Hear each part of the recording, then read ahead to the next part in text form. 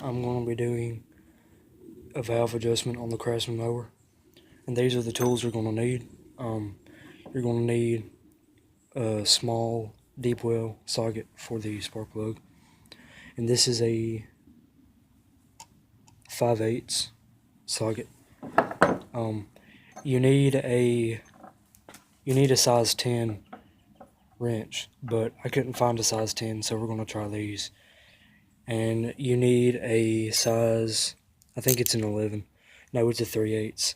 You need a size 3/8 socket and extension to get the valve cover off. And you need a set of feeler gauges. Now these gauges, you can get them at AutoZone or any parts store, about $7.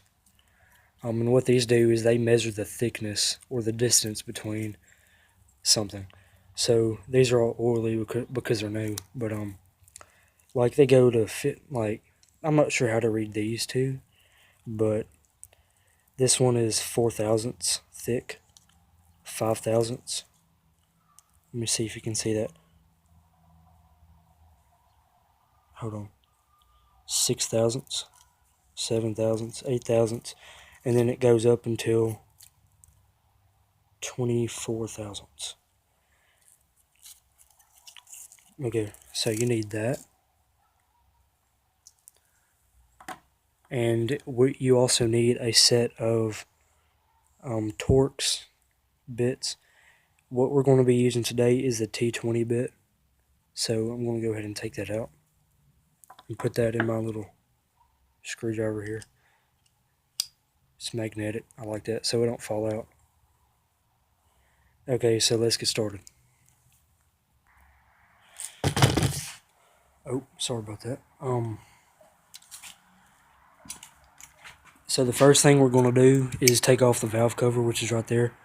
We're going to be using the 3/8 socket for this.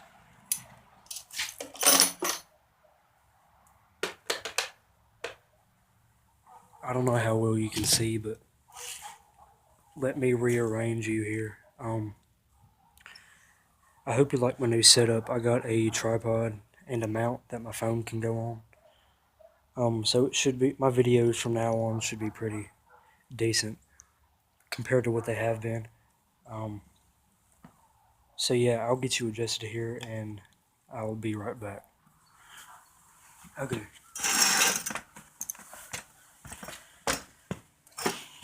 So these bolts, there's 4 of these bolts. Wow, this one was really loose. They're 3/8, and what I'm going to do is I'm going to loosen them with the wrench and then screw them out like this, so they come out. And put these in a safe place where you know where they are, so you don't lose them. What you're going to look for when you get the valve cover off is severe, well, it doesn't have to be severe valve lash. It can be moderate to, just a little bit. But in case you don't know, valve lash is the distance or like the clearance between the top of the push rod, the top of the valve between the rocker. So I'll show you that when I get the valve cover removed.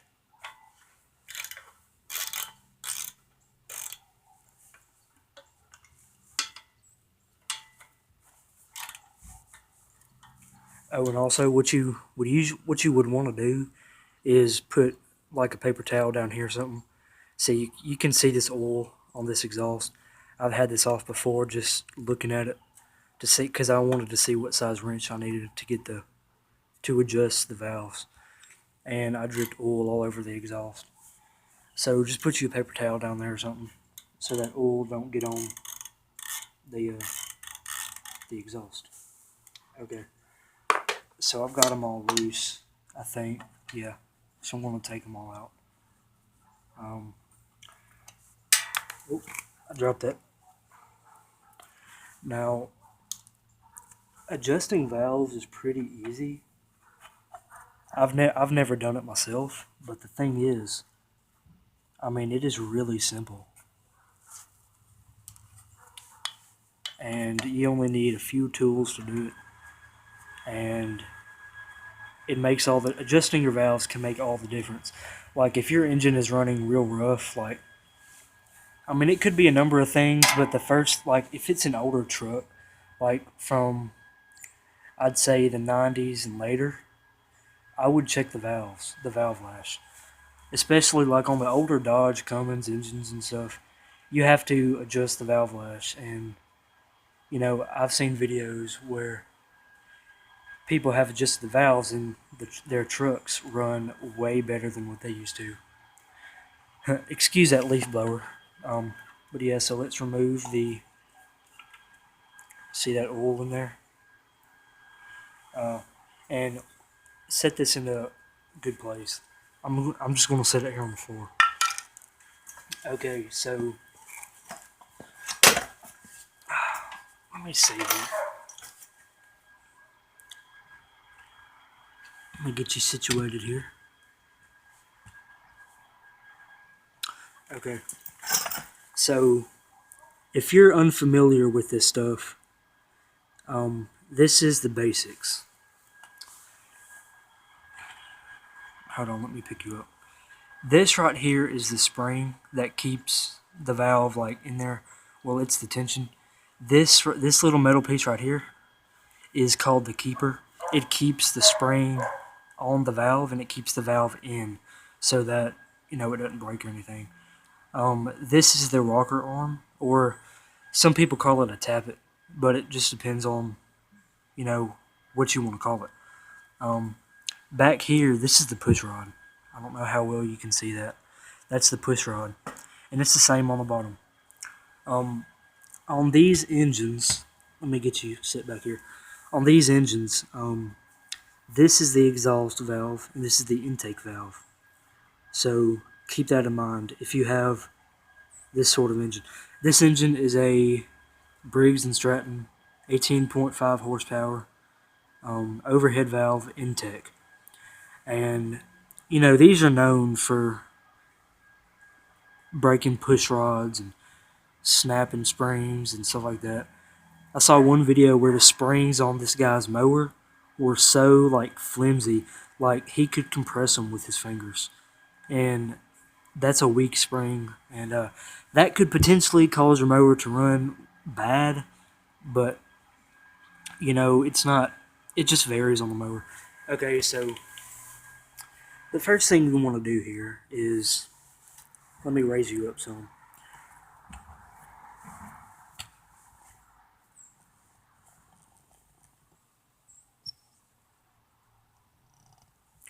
The first thing you want to do is make sure that one valve is closed and one valve is open. So right now they're both sort of in between. So what I'm going to do is I'm going to remove the spark plug. Hold on. Remove the spark plug, and that way it'll be easier to turn the motor by hand so I can get the valves readjusted to where they need to be.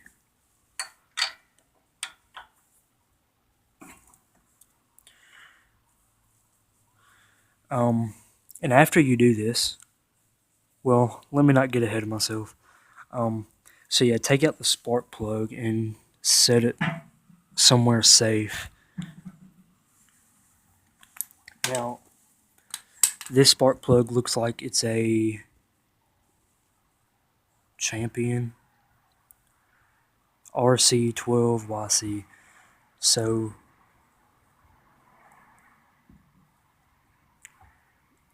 there's a spark plug. I was looking at this right here. I'm not sure if that's a sign of anything. I'm not good with these spark plugs yet. Like I'm good with spark plugs, but I don't know the different signs of, you know, whether the engine's running lean, or whether it's burning oil, or, you know, whether it's running not lean, or, you know, stuff like that. So I will definitely look into that.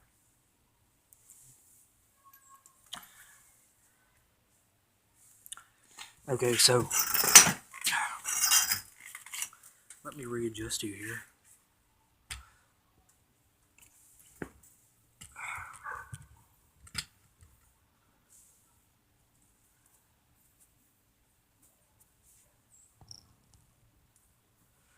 Okay, so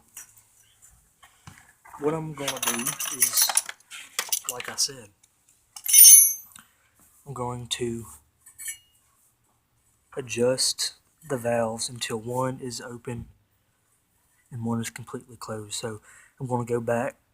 I'm going to do the intake first.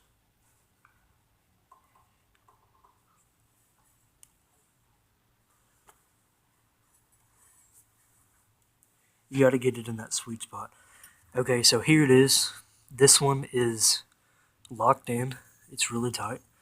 This one has a little bit of play. So right quick, let's check the clearance between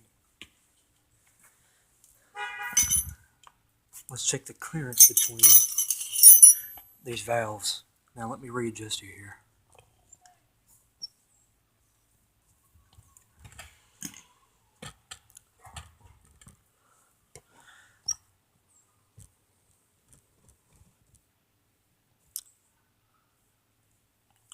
Okay, so take your feeler gauge, and on these mowers, what the best thing to do is set the valve lash to 4 thousandths. Now, what Craftsman recommends is it between 3 thousandths and 5 thousandths. So I'm just going to do 4 thousandths. So here's the 4 thousandths. You know, tuck all the rest away in the little thing, and just stick it underneath the valve. Now see, this one does not go in, so this valve may not need adjusting, but it has a little bit of play. I'm going to say that's about 1 thousandths, or maybe 3 thousandths. But that one looks pretty good. You know, I didn't check these before I made the video, so I might not have a video to make on adjusting valves. But you know, I promised a video, so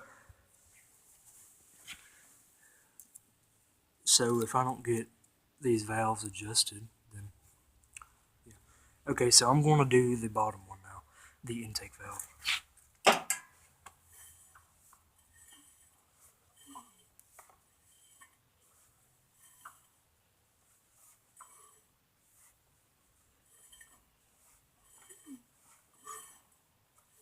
Something's not. Why isn't this one? I'm confusing myself. Okay, let's do this again.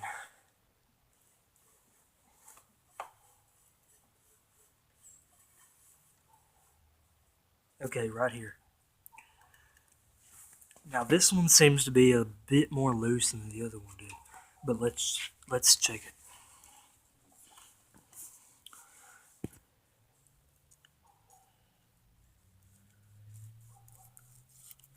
Now that is exactly how it's supposed to be. What you want when you're setting valve lash is you want to make sure that your feeler gauge is snug between the two surfaces, but not too tight, you know what I mean?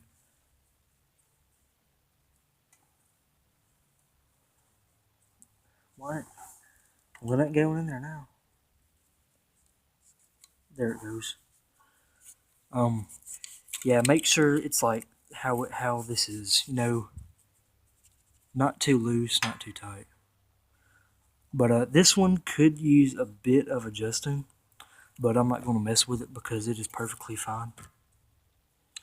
So yeah, and just for video's sake, I will show you, or rather tell you, how to adjust these valves. So let me get back in my seat and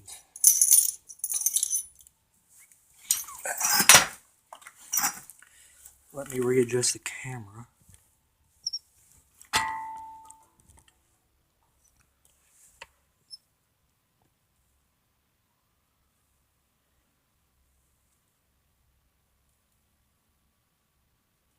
Okay, so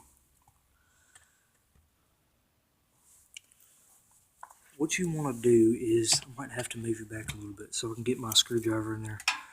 What you do is you take, see, this is way too big, but I'm just going to show you how to do it. What you do is I think this bolt should be a 10 millimeter.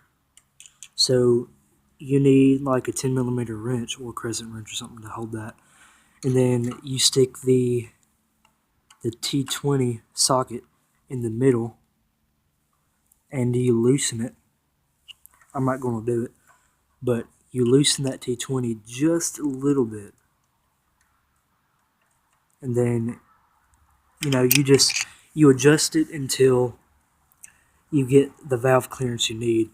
What you're going to have to do is you're going to have to keep using your feeler gauge and checking, and you're going to have to continue checking the amount of valve lash between the push rod and the rocker. Now, I'm just, for curiosity's sake, I'm going to measure how thick this is, how many thousandths of an inch it is between there. So let me get my, I'm guessing it's going to be a 3 or a 2. Here's a 12, 10, 9, 8, 6, 5, 4. Now this is 4,000, so I'm just going to check that again. That's exactly how it should be. Not too tight, not too loose. So let's go on to 3,000ths. Or, well, on these feeler gauges, I'm not sure exactly how to read these. Like, there's 2 of them that say, like, 25 thousandths and 15 thousandths, but they're out of order. Like, because the next one is 25 thousandths. But the thing is, did I see a 3? I'm not sure I saw a 3 thousandths, but I think it just goes to 4 thousandths. So yeah, I guess that's good. I know this video was not as I intended it. I was hoping I could do some adjusting so I can show you what to do, but there's nothing really to show. So I guess that's it. Let me try to get you readjusted here.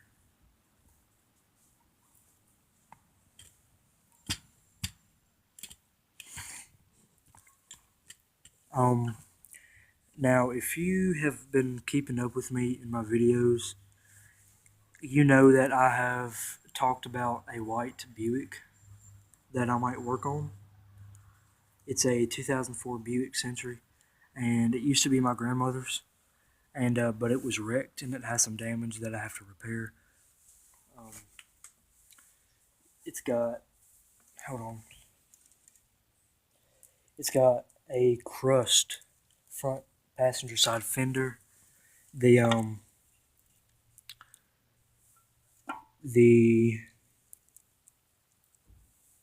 on, let me put these bolts in. It's got a crushed fender. The headlight on that side is cracked. And on the front of the car, like, you have the 2 wheels. Like, this is the passenger, this is the front, this is the driver's side.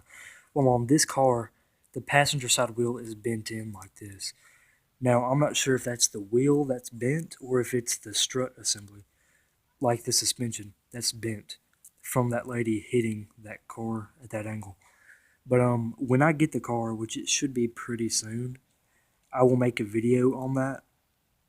And, we'll just get deeper into that as it happens. But it should be a fun project to tag along with. It's going to be a short-term project. Maybe, I don't know, it might be long-term. But that car has a number of issues. The headlights don't work. The AC don't work.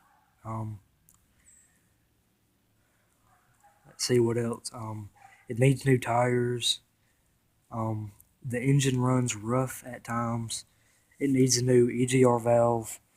But I took off the EGR valve and I looked at it and it's pretty clean. But I cleaned out all the passageways and anything. And if you don't know what an EGR valve is, then stay tuned because I will have a video on that in the future, probably. So yeah, let me finish putting these bolts in, and then I need to put the spark plug back in. And then I will get a video clip of this monster running. Now it hasn't been running at all today. It's cold.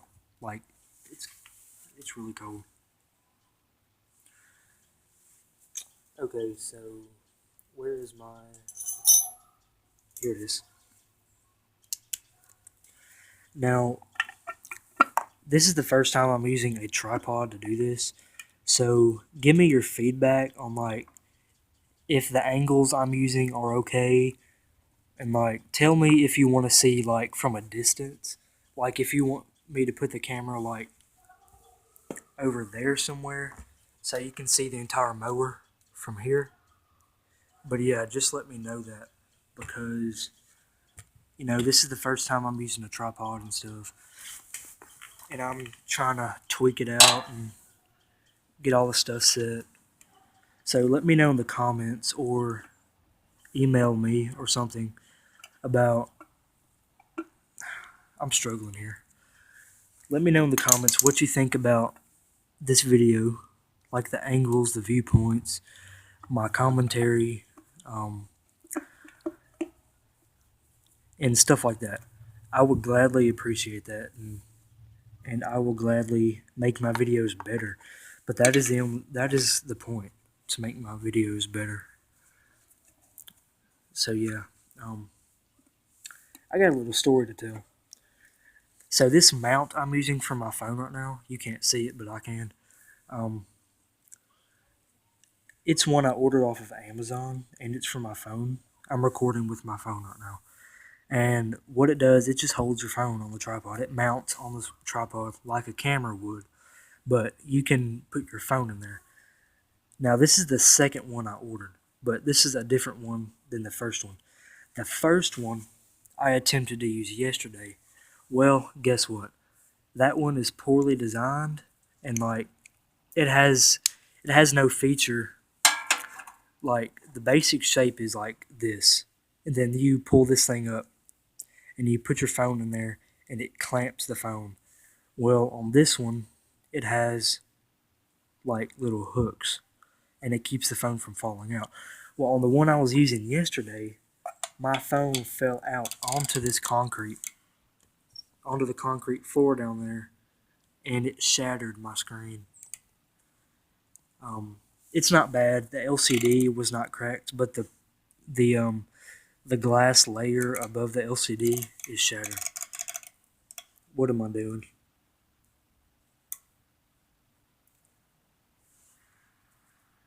Okay, so that was just a message saying my phone's about to die, so I gotta end this video right now. Okay, so like, comment, and subscribe if you like this video. Email me or, you know, just comment and tell me what you thought. Okay, bye.